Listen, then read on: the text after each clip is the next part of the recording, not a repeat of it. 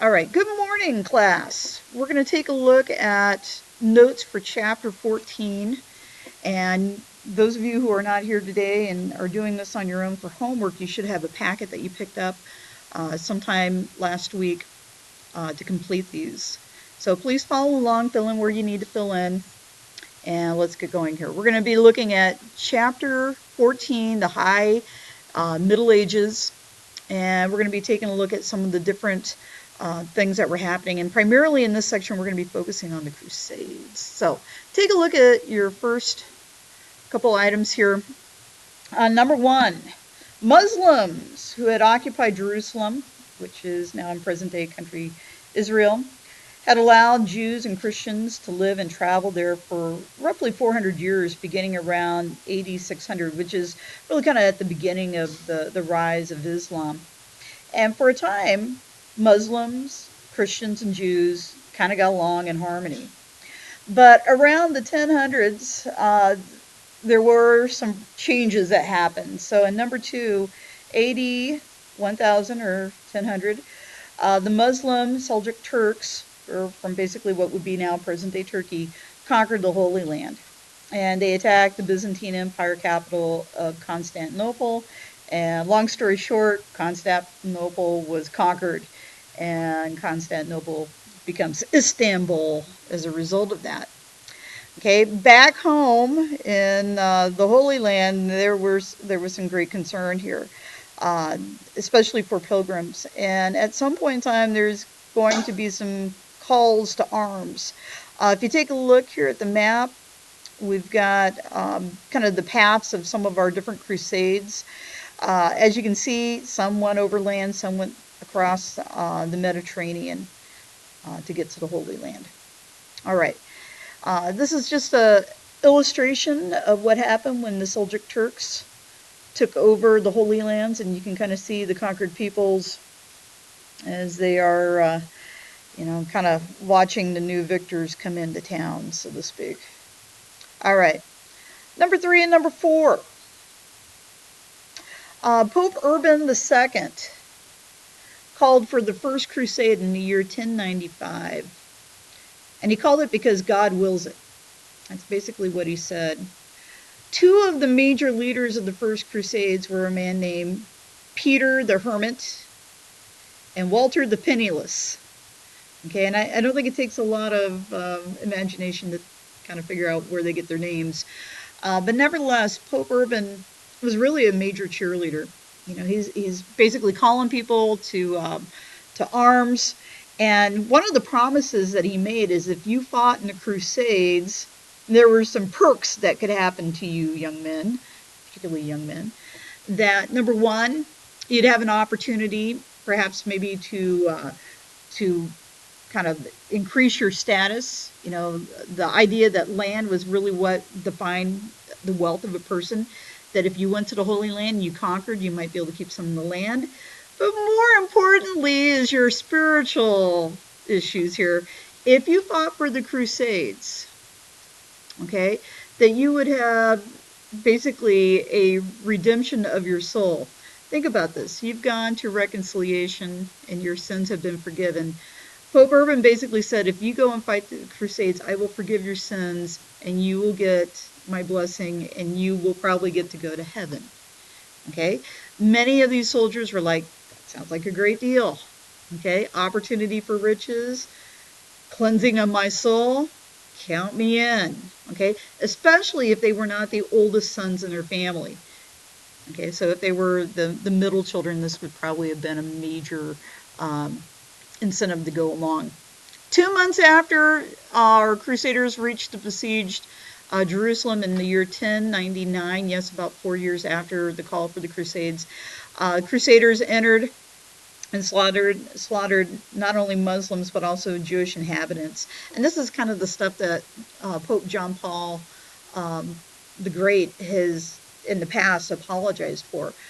Because of the fact that there were innocent people that were living there, and the fact that some of our crusaders took advantage of that and killed them. Um, Another thing could be mentioned, and I think this is going to come up in a moment, is the fact that during the Crusades, not just the first one, but some of the other ones.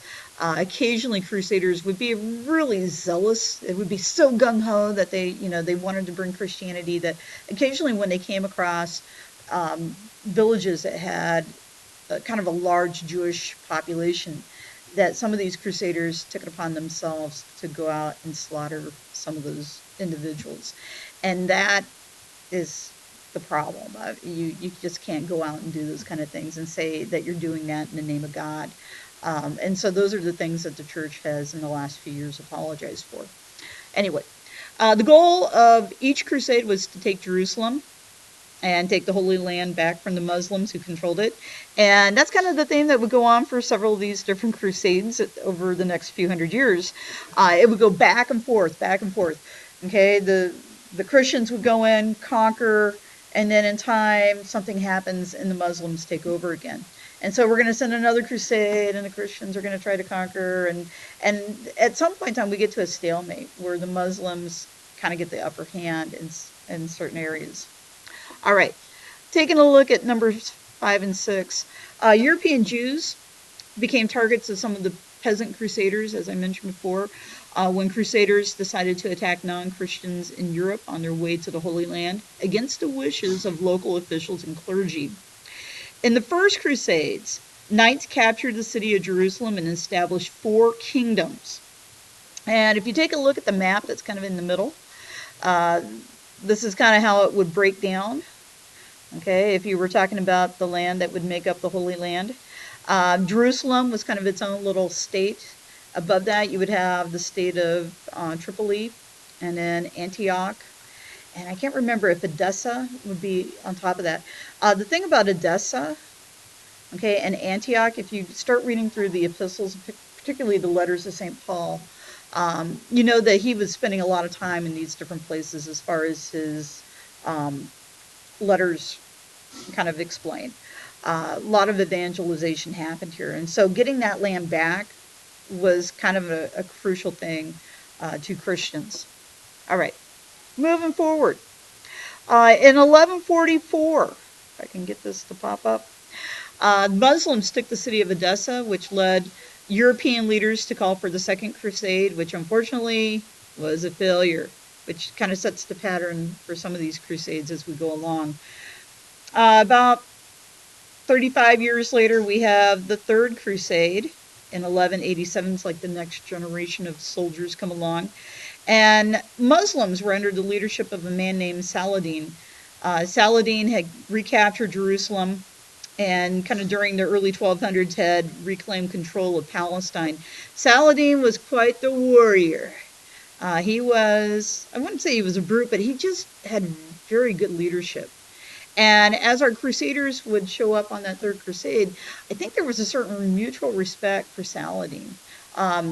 In your vocab, you talked a little bit about Richard the Lionhearted, who you see here. You also see Saladin. Both of these guys had a lot in common. They respected each other, which is not necessarily something that you always see in warfare, that leaders really, look out for one another, or not so much look out, but at least respect one another. Both had very strong militaries. They were very good leaders. They were also very courteous. And that kind of goes back to some of that code of chivalry. I mean, we've heard it from maybe the European perspective and, basically from the Japanese perspective.